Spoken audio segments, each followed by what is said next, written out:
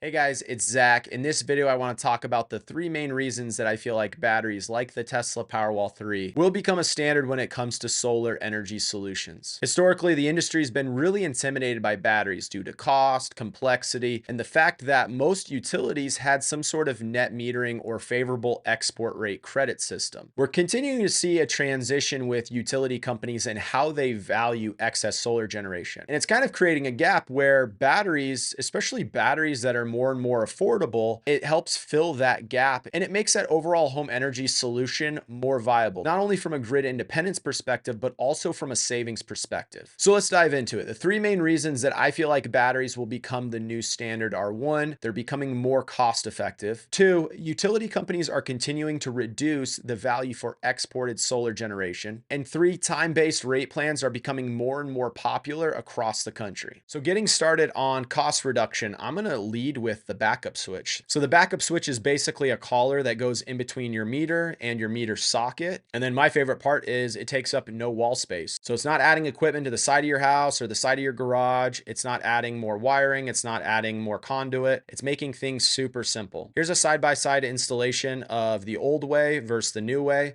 The old way was with the gateway, where they would actually relocate the backed up loads from the main panel into a critical loads panel.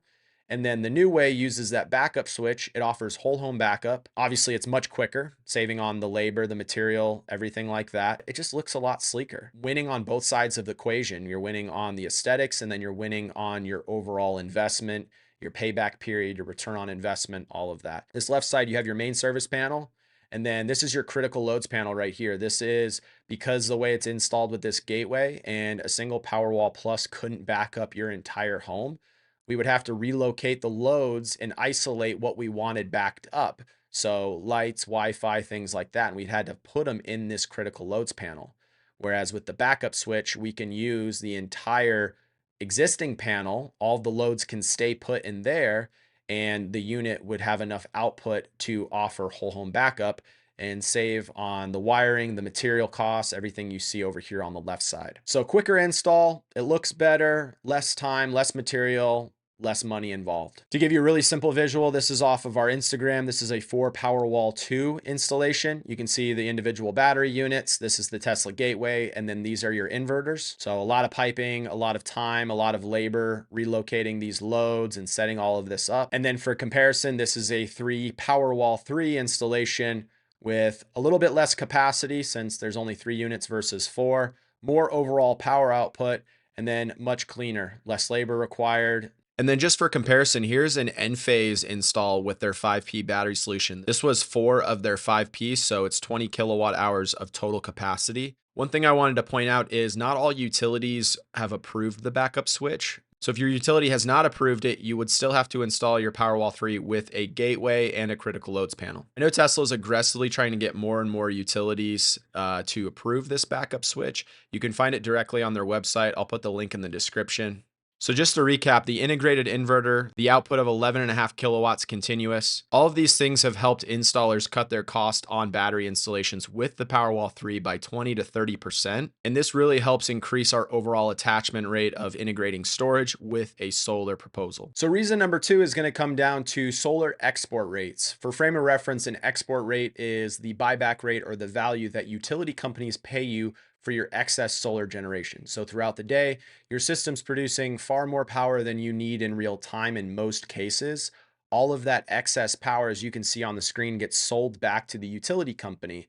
Now, some utilities still offer a one-to-one credit exchange, which means you generate a kilowatt hour, they give you 1 kilowatt hour of credit later. So if their rates go up, so does your buyback rate. It's a one-to-one credit ratio. Most utilities in solar mature states like Arizona, California, Hawaii, Nevada, Texas, these types of states, they've really moved away from net metering, and they've moved into something that's considered more like net billing, or it's a reduced export rate. So they may sell power to you at $1, for example, but they're only going to give you 30 cents worth of credit for your energy. So they buy the energy back at a wholesale rate. And those are just general numbers, but gives you a good frame of reference. So as you can see on this picture, solar panels generate power, power goes into the house, excess power gets sold back to the power company. So you may be wondering, how does this export rate have anything to do with a battery system? On this slide right here, you can get a good idea of the solar panels generate power throughout the day.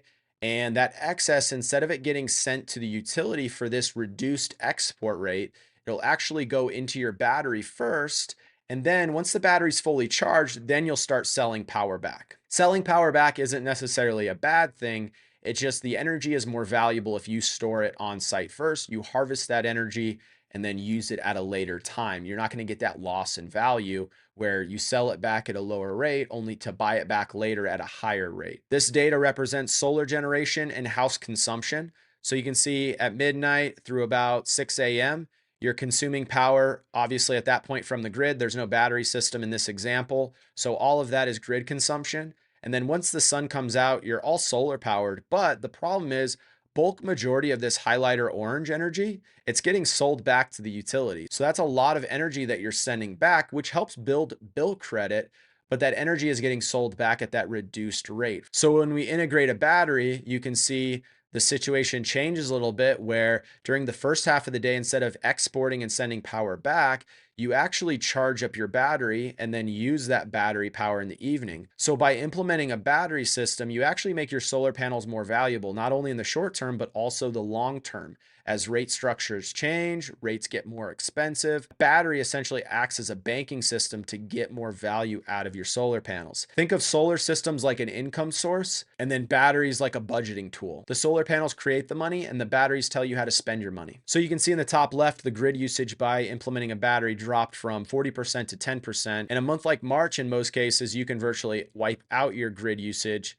In a month like August, it's a little bit more challenging just because the AC unit does draw a lot of power. So the strategy in the summer months more so becomes utilizing the battery during your on-peak rates, which moves us to our third and final reason batteries will become the new norm, and that's time of use rate plans. So if you are in a utility that has some sort of time-based rate structure, Texas, Arizona, California, for example, batteries become more and more valuable. Your solar production from just the panels alone is going to be extremely consistent each and every day throughout the year, depending on the time of year, the length of day, all of those variables. The issue with this is when on-peak rates occur, it may not always be when you're getting maximum solar output. So for example, here in Tucson, TEP has a summer rate schedule where they have on-peak rates Monday through Friday from 3 p.m. to 7 p.m., as you can see here. And a typical solar production is going to happen from about 6 a.m. to 6:30, maybe 7 o'clock, but the output's really going to taper off towards the beginning and the end of the day, of course. And you can see a typical energy usage where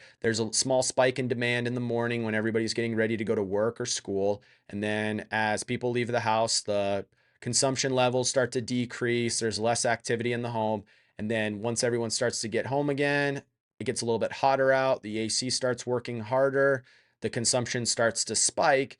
And that's ultimately why utilities charge more during that time. There's a higher overall level of demand. So with solar alone, it leaves you somewhat vulnerable to these on-peak rates. So the Powerwall can be scheduled to discharge during a time block, and you just let it know when rates are more expensive, when's the on-peak hours, and it'll essentially know, hey, I got to charge up and I got to be ready to discharge and cover the demand from 3 to 7.